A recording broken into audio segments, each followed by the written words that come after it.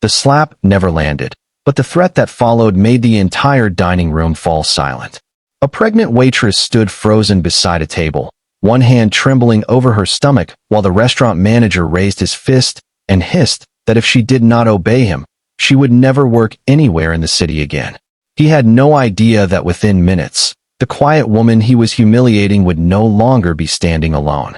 Before we continue, if stories about courage, second chances, and people finding strength when the world turns against them touch your heart, please like this video, share it with someone who needs hope, and subscribe to Bright Hearts for more stories that remind us that kindness still matters.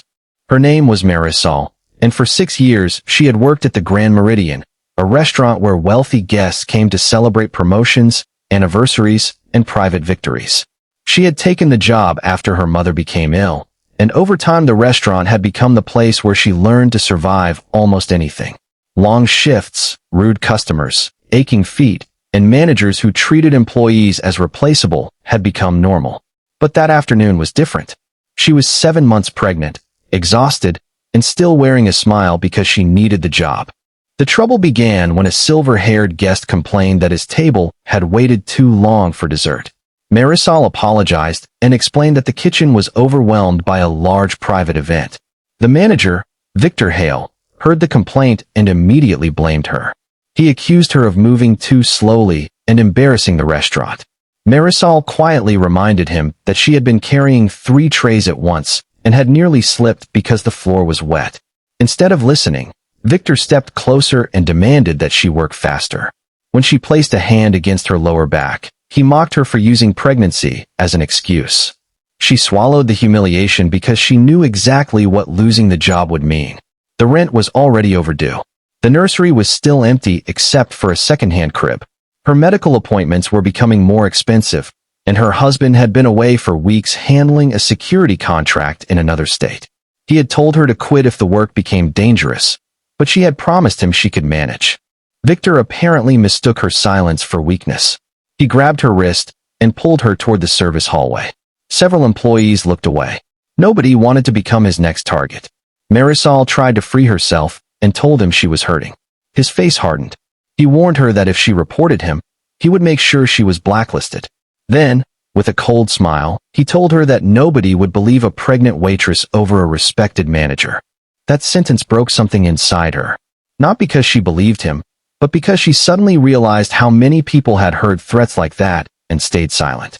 She looked around the hallway and saw a young dishwasher staring at the floor, an elderly server pretending not to notice, and a hostess clutching her phone with tears in her eyes. Marisol understood that the fear in the room was bigger than her own. Victor raised his voice again and told her to return to the dining room. When she refused to move because her wrist hurt, he stepped forward as though he intended to drag her himself. Then the restaurant's front doors opened. At first, nobody understood what was happening. 2 men in dark suits entered, followed by another pair, all moving with calm precision. They did not shout. They did not threaten anyone. They simply positioned themselves between Marisol and the manager. Behind them walked a tall man in a charcoal suit, his expression controlled, but his eyes fixed on the woman holding her wrist. Marisol knew that face instantly. Her husband, Adrian Vale, had arrived. For a moment, she could not breathe. Adrian was rarely dramatic. His work involved protecting powerful executives and public officials, and he had built a reputation for staying calm when everyone else panicked. But the sight of his pregnant wife being held by the wrist changed something in his face. He walked toward her, and the guards followed several steps behind. Victor tried to recover his authority. He demanded to know who Adrian was, and threatened to call the police. Adrian did not answer immediately. He first knelt beside Marisol, gently checked her wrist, and asked whether the baby was moving. She nodded through tears. Only then did he stand. Adrian explained that the restaurant had cameras in nearly every corridor, and his security team had already preserved the footage. They had recorded the manager's threats, the wrist grab, and the moment Victor raised his hand. Victor's confidence disappeared. He began claiming that Marisol had provoked him and that the incident was merely a misunderstanding. But Adrian had not come to fight. He had come to make sure his wife was safe. He told Victor that power was not the ability to frighten someone who depended on a paycheck. Real power was having the ability to stop someone from being hurt, and choosing to do it without cruelty. Then he turned toward the frightened employees and asked whether anyone else had been threatened or mistreated. The young dishwasher stepped forward. He described how Victor had withheld tips. The elderly server admitted she had been threatened with termination after reporting unsafe conditions. The hostess showed messages Victor had sent her, warning her not to complain. One by one, people who had been afraid to speak began telling the truth. Marisol watched with tears in her eyes. She had entered that restaurant believing she was the only person who needed saving. Instead, her painful moment had opened a door for everyone. The restaurant owner arrived minutes later, pale and stunned after reviewing the security footage. Victor was suspended immediately, and an independent investigation began that evening. The employees were promised protection from retaliation, and every withheld wage was reviewed. But Adrian asked for something more important than punishment. He asked the owner to create a safe reporting system so that no employee would ever again have to choose between keeping a paycheck and keeping their dignity. Outside, evening rain began falling against the restaurant windows. Marisol sat in the back of a waiting car with Adrian beside her, finally allowing herself to cry. She apologized for not telling him how bad things had become. He took her hand and reminded her that asking for help was not failure. She had spent years carrying everyone else, and now it was time to let someone carry her. Weeks later, Marisol gave birth to a healthy baby girl.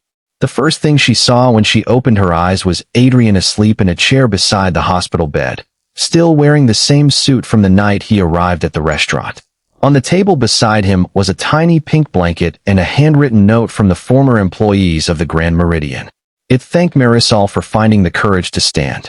She smiled because she finally understood something she had forgotten during those difficult months. Strength was not always a clenched fist or a powerful person walking through a door with guards. Sometimes strength was a tired woman placing one hand over her unborn child and refusing to believe that fear was the price of survival. And sometimes, one person's courage becomes the permission another person needs to speak. If this story touched your heart, please take a moment to like the video, share it, and subscribe to Bright Hearts. Your support helps these stories reach people who may be silently fighting their own battles. And before you go, comment the words "Courage creates change" if you believe that no one should ever be bullied simply because they are vulnerable. Because dignity does not belong to the powerful. It belongs to everyone.